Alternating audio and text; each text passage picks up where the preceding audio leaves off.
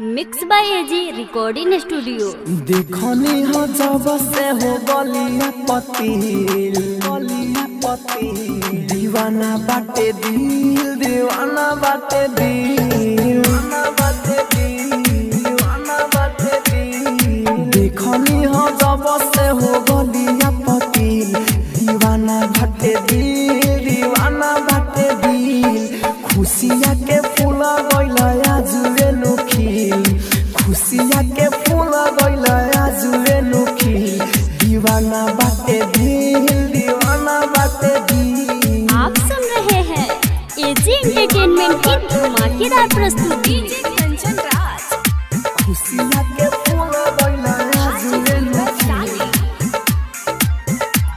दीवाना बाटे दिल mix by AG recording studio. हाँ एक मुस्कान तारे कइले बापागल देखले बाने जब से तोहके प्रेम रोग लागल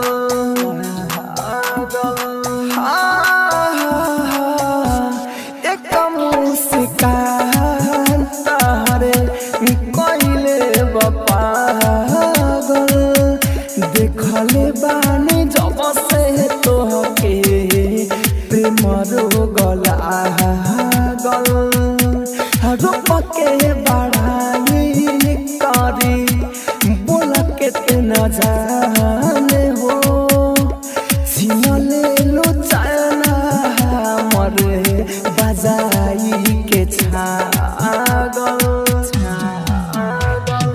लागल बा अखिया में लभावला दिल दीवाना बाटे दिल दीवाना बाटे दिल। आप सुन रहे हैं एजी एंटरटेनमेंट की धमाकेदार प्रस्तुति।